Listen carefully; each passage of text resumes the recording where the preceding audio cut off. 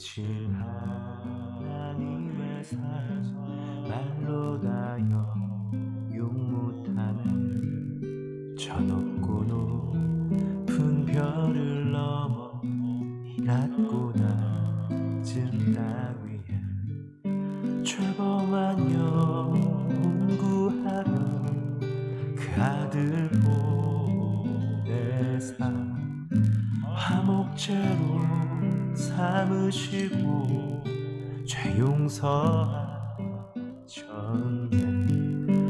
하나님 크신 사랑을 증량다 못하면 영원히 변치 않는 사랑 성도여 찬양하세.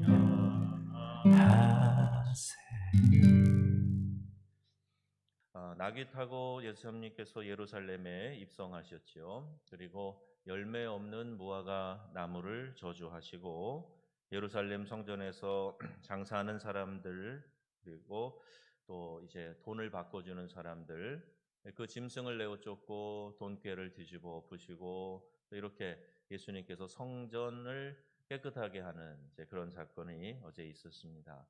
또 이스라엘을 상징하는 이 무화과 나무, 그러니까 잎만 무성하고 열매가 없어서 이것을 책망했더니 뿌리까지 다 말라 죽게 되었다. 이건 예수님께서 예루살렘의 멸망을 내다보고 경고하신 것입니다. 누가복음은 예수님께서 예루살렘을 돌아보실 때 예루살렘이 망해서 돌 위에 돌 하나도 남지 않게 된다, 이렇게 예언했고, 예수님께서 그 백성을 생각하면서 긍휼의 마음으로 눈물을 흘리셨던 그것을 기록하고 있어요. 실제로 주후 70년에 로마 장군 티토스에 의해서 예루살렘이 멸망당하게 됩니다. 지금도 유대인들은 그때 무너졌던 성전, 그 성전의 한쪽 벽만 남아 있는 곳에 가가지고 거기에다가 이제 기도 제목들을 써서 그 돌 틈에다가 이렇게 박아놓고, 그리고 거기서 막 조아려 기도하는 그런 모습을 보게 되죠. 성지순례 가서 저희도 그 앞에서 한번 기도해 봤는데, 그 벽을 이름하여 이제 통곡의 벽이라고 이야기를 하는 겁니다. 멸망받을 영혼, 또 죄악이 관영한 도성, 구원받지 못한 사람들, 그들을 볼 때 예수님이 긍휼의 마음을 가지셨다는 거예요. 우리도 예수 믿지 않고 또 영생이 보장되지 못한 사람들, 또 아직까지 구원을 받지 못한 사람들, 그들을 바라볼 때 긍휼의 마음을 가져야 되고, 아직 기회가 있을 때 그들이 하나님께 나아가서 복음을 듣고 구원받는 일, 이곳에 우리도 우리 주님과 같은 관심을 가져야 된다는 말이죠. 여러분, 내 자신이 또 진정으로 죄 용서받고 구원의 감격을 경험해 본 사람이라면 다른 사람들이 멸망의 길로 가는 거 그대로 놔둬서는 안 됩니다. 그냥 지켜보고 어떻게 되겠지, 때 되면 되겠지, 이런 마음은요, 진짜 내가 구원받은 것에 대한 확신이 있는가, 구원받은 감격이 있는가, 영생에 대한 소망을 내가 가지고 있는가, 이것조차 우리 마음 가운데 근본적으로 질문을 하게 하는 거예요. 내가 구원의 감격이 있다면 내가 가장 사랑하는 사람, 내 주변에 있는 우리 이웃 형제들, 그들에게 복음 전하지 않을까? 그들을 그냥 내버려 두고 멸망길로 가도 좋다고 생각할 수 있을까? 내 사랑하는 아들, 딸이, 내 남편과 아내가 믿지 않고 그냥 그대로 이 땅을 떠난다면 우리 죽음 이후에 벌어질 일들이 분명한데, 예수 믿지 않고 그냥 떠나도록 내버려 둘 수 있을까? 자, 이런 우리 근원적인 질문을 해봐야 된다는 겁니다. 여러분, 예수 믿는 신앙은요, 선택이 아니에요. 근데 믿지 않는 사람들을 만나보면 대부분 그렇게 생각합니다. 내가 예수 믿어줄까? 교회 한번 나가줄까? 이제 그런 마음인 거죠. 하나의 선택으로 생각해서 신앙도 이것도 가질 수 있고 저것도 가질 수 있고 안 가질 수도 있고, 그 중에서 내가 언젠가는 갖겠지, 이런 마음 말입니다. 근데 성경은 분명히 이렇게 말씀하고 있어요. 한 번 죽는 것은 사람에게 정하신 것이요 그 후에는 심판이 있으리니. 이렇게 말씀하고 있습니다. 이 땅에서 한 번 죽는 것은 모든 사람에게 필수 불가결한 거예요. 그런데 그것으로 끝나는 게 아닙니다. 만약 우리 생애가 이 생뿐이면 그렇게 살면 돼요. 내가 살고 싶은 기호대로, 내 취향대로, 내 선택에 의지해서 살아가면 됩니다. 그런데 이 생애가 다가 아니란 말이에요. 영원한 다음 세상이 있어요. 그 세상에서 천국에서 깨어나 주님과 함께 왕노릇하며 다스리며 천국에서 연락하는 것과 또 우리 죽음 이후에 지옥 불못에 떨어져서 고통 중에 있는 것과 이 둘 중에 하나밖에 없단 말이에요. 중간지대가 없습니다. 예수 믿고 구원받는 것은 우리에게 있어서 절대 불가결한, 너무너무 중요한, 이 세상을 살아가면서 가장 필수적인, 그게 예수 믿고 구원받는 것이에요. 그래서 여러분, 영원한 생명 영생을 얻든지 영원한 멸망 형벌에 들어가든지 우리가 하나님의 심판을 통해서 결정되게 되는데, 우리가 예수 믿고 구원받은 것, 이 세상을 살아가면서 우리가 가장 잘한 일이요, 또 이 일을 다른 사람에게 전파하는 것, 이거 하나님 앞에 섰을 때 큰 은혜와 상급이 있다 하는 사실을 여러분 꼭 기억하시기를 바랍니다. 예수 믿어도 믿는 사람 더 잘 믿어야 돼요. 내 신앙이 어제 다르고 오늘 다르고 작년보다 올해가 훨씬 더 믿음이 성장해 있어서 주님 더 많이 알고 깊은 주님과의 교제를 누리고 그러면서 살아가는 거 우리 신앙인들의 목표란 말입니다. 그리고 믿지 않는 사람들을 향해서는 예수님과 같이 긍휼의 마음을 가지고 어떻게 하면 그들이 주님 앞으로 나아갈 수 있을까? 내가 최선을 다해서 주님 앞으로 인도하는 일 힘써야 한다는 말입니다. 여러분, 우리 교회가 택시데이라는 걸 해서 정읍에서 이제 택시 기사들 또 교회로 인도할 수 있도록 그렇게 기회를 제공하고 했던 거, 긍휼히 여기는 마음이 아니면 이게 가능한 일이 아니에요. 지역의 어르신들을 섬기면서 반찬 만들어서 봉사하고 무료 급식하고 하고 했던 모든 일들이 다 그냥 이 땅에서 행하는 선한 봉사의 의미, 그 이상의 것이 있어요. 그들의 영혼을 사랑하고 한 사람이라도 더 교회 뜰 안을 밟고 또 예배당에 올 수 있도록 하는 일. 여러분이 만나고 접하는 모든 사람에게 예수 믿으세요, 우리 함께 교회 가봅시다, 우리 하나님 말씀 듣고 살아갑시다, 그런 이야기 한마디 던지는 거 우리 주님 앞에서 기억되는 사실이다 하는 거 우리가 알아야 합니다. 자, 이것은 여러분 우리의 행위로 결정되지 않아요. 구원은 돈이나 공로나 자격으로 얻는 것이 아닙니다. 오직 하나님의 은혜로, 오직 주님이 날 위해 죽어주심을 믿고 내 죄를 회개하고 예수님을 영접한 사람에게 주어지는 것이에요. 너희가 그 은혜를 인하여 믿음으로 발미암아 구원을 얻었나니 이것이 너희에게서 난 것이 아니요 하나님의 선물이라, 이렇게 말씀하는 거예요. 구원은 하나님이 우리에게 거저 주신 선물입니다. 거저 받았다고 해서 이게 가치가 없는 게 아니에요. 무가치한 게 아니에요. 값을 매길 수 없기 때문에 하나님이 거저 주신 거예요. 여러분, 놀라운 구원의 선물을 받으신 것에 대해서 기뻐하시고 이 구원의 은총을 다른 사람에게 전하는 일에 최선을 다하시는 구령의 열정에 깨어있고 뜨거운 열정으로 살아가는 믿음의 성도님들 다 되시기를 주님의 이름으로 축원합니다. 우리 찬송 부를 때 심판이 나에겐 없네, 주의 피가 내 죄 가리네, 예수님 날 위해 돌아가셨으니 심판이 나에겐 없네. 우리 주님 앞에 설 때 예수의 보혈 피로 씻음받은 우리가 구원받게 된다 하는 사실을 꼭 기억하시고 믿지 않는 영혼들을 사랑하고 긍휼히 여기는 우리 예수님의 마음이 오늘 우리들의 마음이 될 수 있기를 축복합니다. 교회가 본질을 추구할 때요, 마귀도 역사해요. 우리가 예배에 열정을 내서요, 예배가 막 감격스러운 예배가 드려졌다, 기도에 열정이 있고 기도에 불이 붙어서 내가 뜨겁게 기도하려는 마음을 갖는다. 그리고 우리가 하나님 말씀 붙들고 이웃 섬기고 또 무엇보다도 복음 전하는데 우리가 열심을 내고 그렇게 할 때에 마귀가 그거 싫어합니다. 그리고 어떤 방향으로든지 우리의 마음에다가 생각을 넣든지 어떤 일과 사건들과 또 주변의 여러 가지 분위기 좋지 않은 것들을 만들어내면서라도 마귀가 회방하려고 해요. 그렇게 못하게 하는 거예요. 예배드리러 가지 못하게 만듭니다. 생각을 복잡하게 만들어버려요. 이상한 소리를 듣게 해서 좌절하고 낙심하게 만드는 거예요. 이게 마귀가 하는 전략이거든요. 그런데 이러한 회방은 하나님의 큰 뜻에 아무런 장애를 주지 못합니다. 순간 우리에게 다가오는 마치 스쳐가는 바람처럼 요동치는 물결처럼 그 순간에 지나가는 물거품에 불과한 거예요.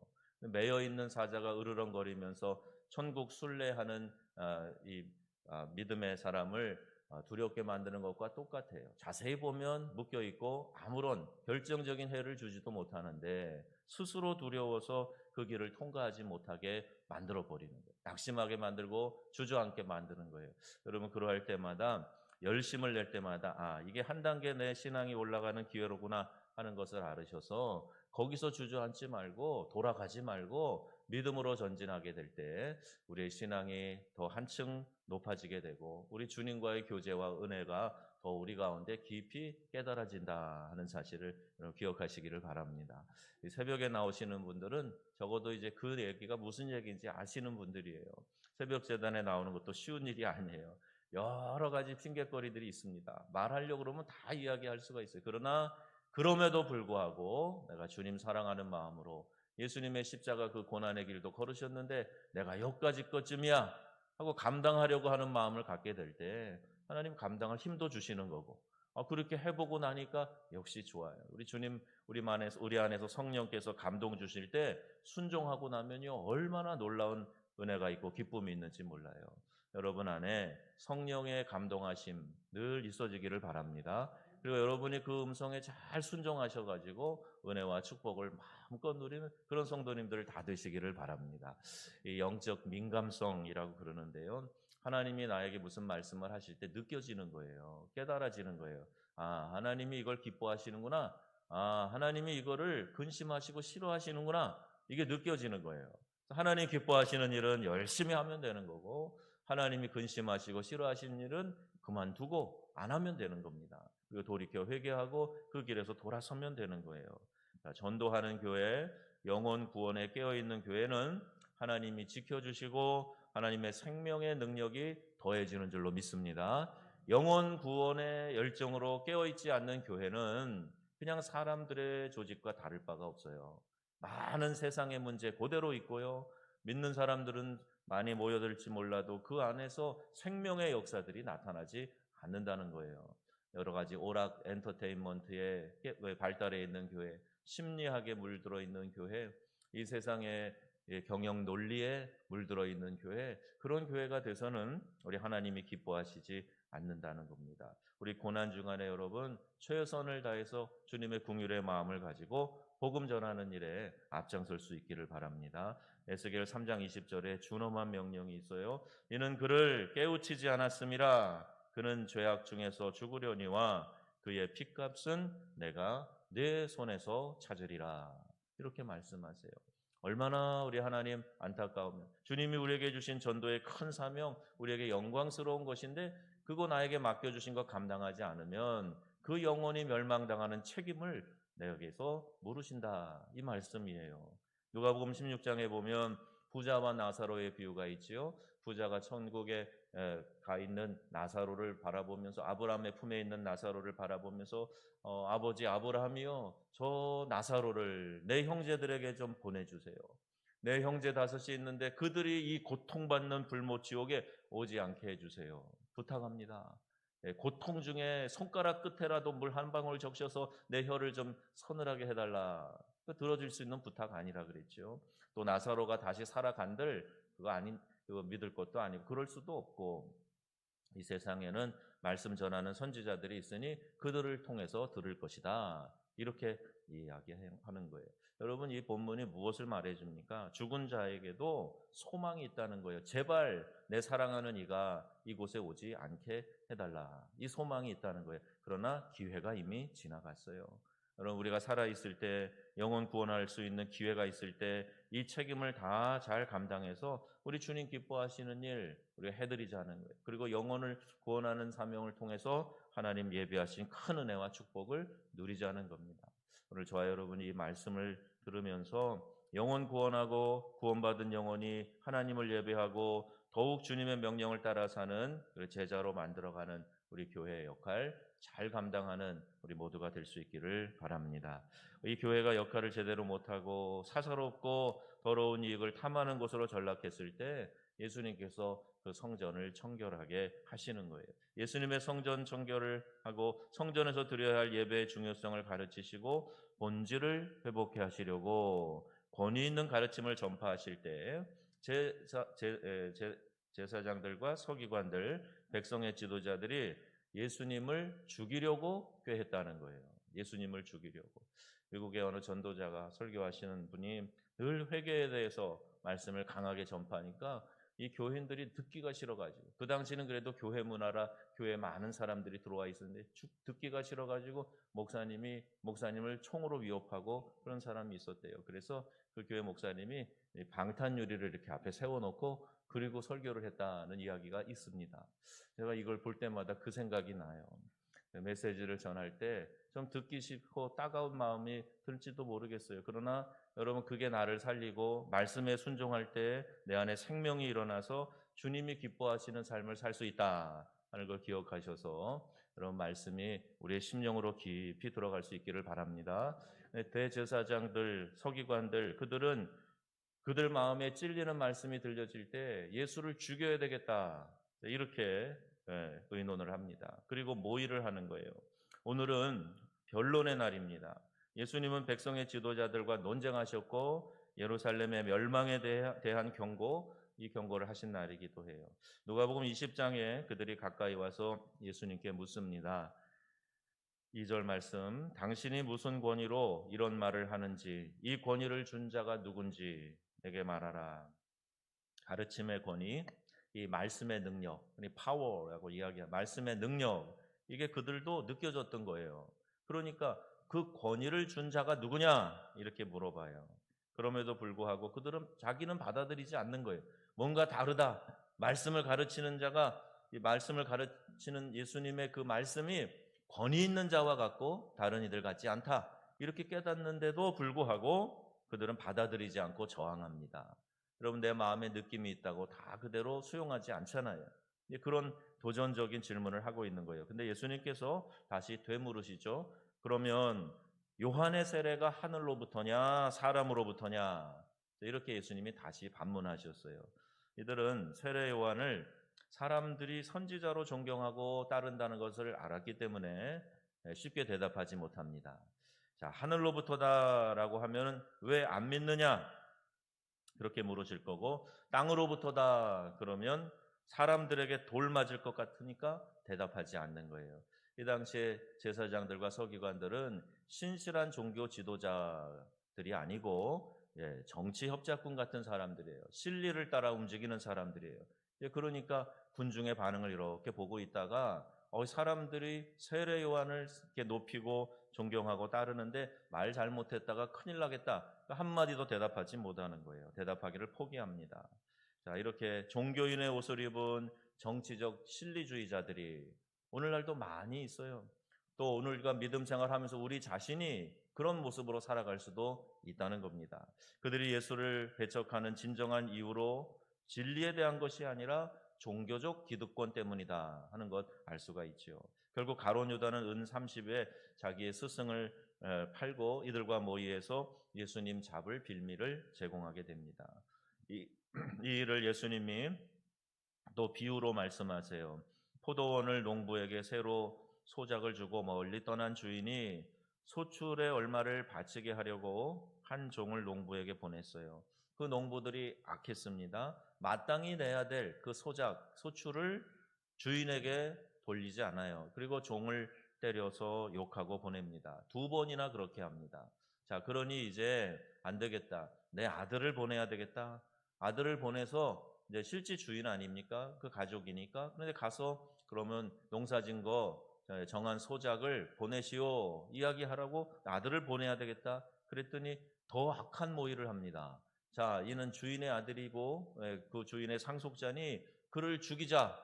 그러면 이게 결국엔 우리께 되지 않겠느냐, 이 더 악한 모의를 하고 자기 것으로 만들려고 하는 이런 이야기를 하고 계시는 거예요. 이게 바로 예수님에 대한 이야기입니다.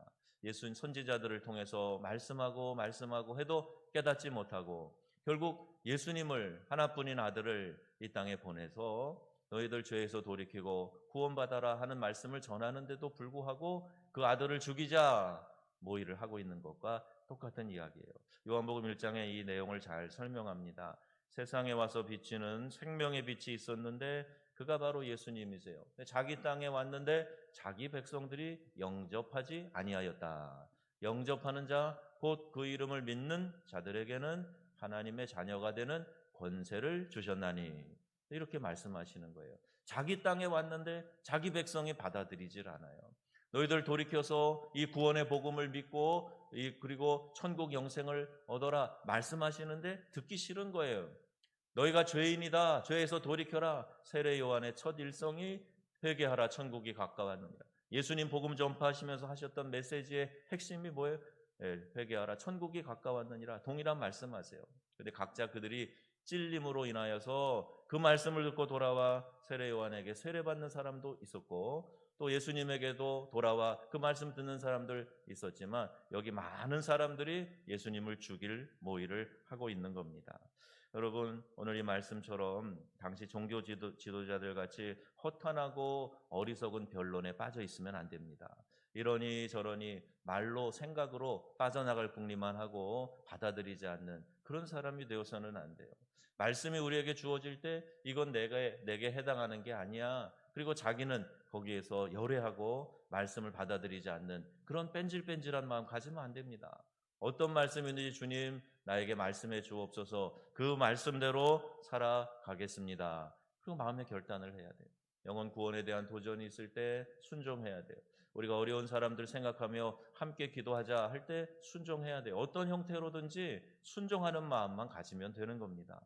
근데 우리 하나님 앞에서 예수님의 권위 있는 가르침을 배척하는 이 제사장과 서기관과 종교 지도자들 같은 마음 가져서는 안 되고 내 심령 깊이 예수님이 하시는 말씀을 이렇게 스며들게 해야 돼요. 마치 이 스폰지가 물을 받아들이듯이 스며드는 그런 말씀이 되어야 된다는 거예요. 말씀이 들려질 때 기록된 계시의 말씀을 읽을 때 잘 듣고 순종하는 것, 이것이 여러분 복된 삶인 줄로 믿으시기를 바랍니다. 말씀 들려질 때 순종하겠다라는 마음으로 말씀을 들어야 된단 말이에요. 구원받지 못한 영혼, 은혜 가운데 거하지 못하는 영혼, 그들을 긍휼히 여기고 그들을 위해서 우리 예수님처럼 눈물을 흘릴 수 있는 그런 마음이 되어야 됩니다. 은혜 받을 만한 이 귀한 기회에 주님을 만날 수 있는 이때에 주님을 더욱 가까이 하며 십자가와 고난을 묵상하고 그 복음을 전하는 저와 여러분들이 다 되시기를 주님의 이름으로 축원합니다. 아멘.